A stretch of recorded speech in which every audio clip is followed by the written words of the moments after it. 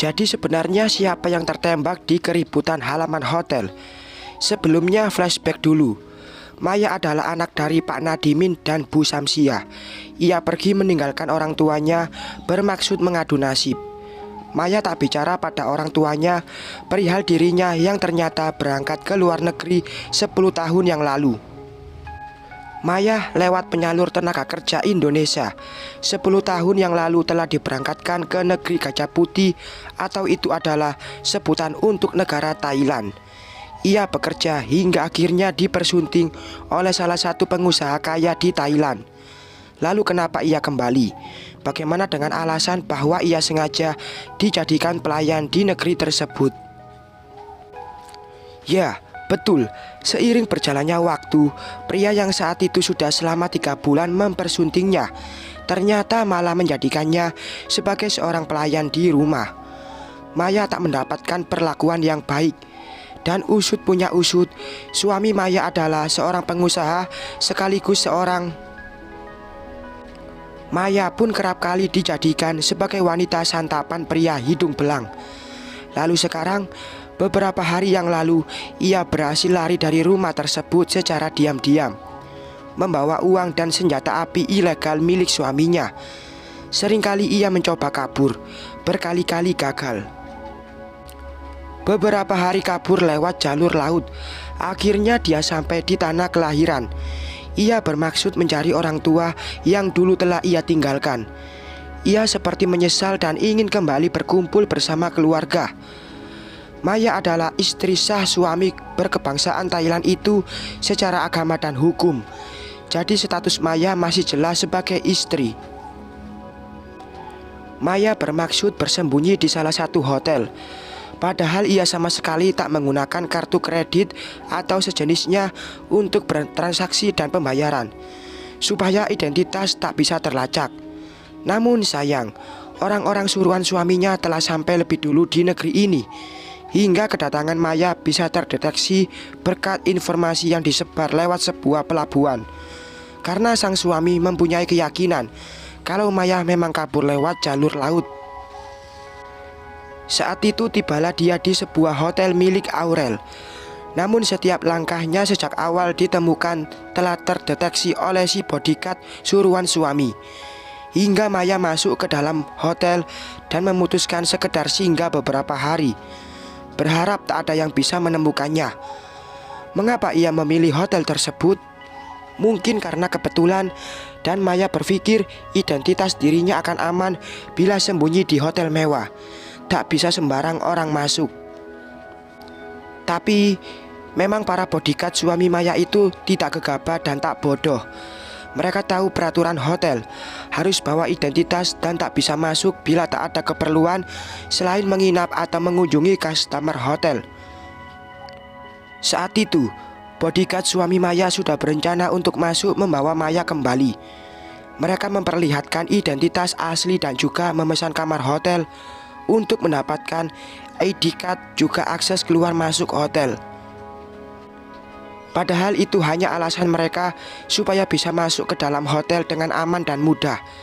Mereka juga sudah tahu kalau identitas pengunjung sangat rahasia dan tidak bisa dimintai informasi nomor kamar oleh orang sembarangan. Mereka juga sudah berpikir kalau Maya pasti tak beri izin staf administrasi memberi informasi nama ataupun apapun tentang dirinya pada siapapun. Beberapa menit mencari, kedua bodyguard itu tak juga menemukan Maya. Bagaimana bisa? Kamar hotel sangat banyak sekali. Tak mungkin mereka harus menggedor setiap pintu. Namun gerak-gerik mencurigakan mereka itu terlihat oleh security hotel di setiap lantai. Maka salah satu security melapor pada security yang bertugas di setiap sekat ruangan. Hingga pada akhirnya mereka didatangi petugas dengan baik-baik. Saat security bertanya, sayangnya alasan mereka tak dapat dipercaya. Mana mungkin mereka mencari kamar sedangkan mereka sudah memegang ID card dan nomor kamar dengan jelas. Jadi security menaruh kecurigaan. Apalagi dari ID card log, nomor kamar yang mereka maksud sudah terlewat di lantai bawah. Saat itu bodyguard terus berdalih hingga mereka membuat keributan. Mereka berdua memaksa untuk berkeliling hotel mencari seseorang yang bernama Maya. Namun security tak mengizinkan. Hingga akhirnya mereka membuat keributan lagi dengan cara berteriak memanggil-manggil nama Maya. Hingga kebetulan sekali Aurel dan Ferry ada di sana. Tepat ada di depan kamar Maya yang sama sekali belum diketahui oleh kedua bodyguard itu. Mereka mengganggu kenyamanan penghuni hotel. Hingga Ferry dan Aurel pun coba melerai dan menegur mereka. Dan siapa sangka itu malah mengundang keributan kembali. Hingga pada akhirnya Maya keluar sambil menodongkan senjata api.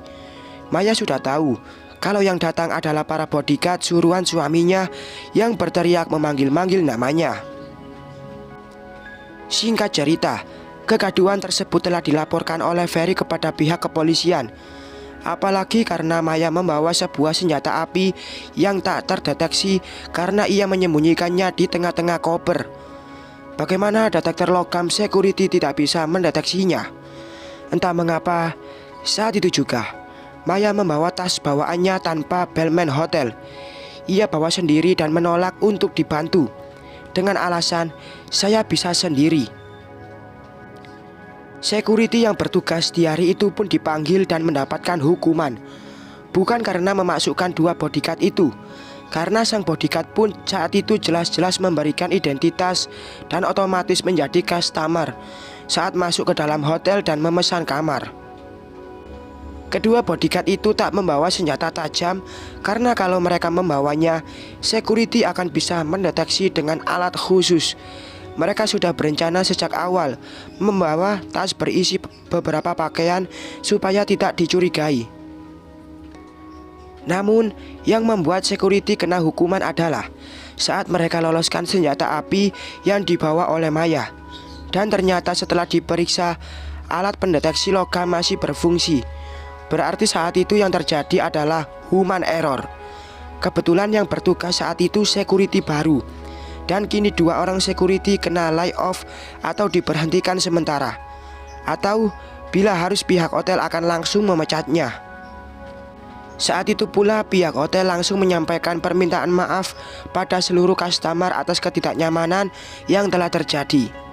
Dengan begitu, atmosfer hotel mulai kembali seperti semula. Senjata api yang Maya bawa adalah milik suaminya, yang mana sudah dimodifikasi sedemikian rupa hingga bila dilihat itu bukanlah sebuah senjata, tapi berbentuk sebuah benda lain. Namun senjata itu tak ada surat-suratnya.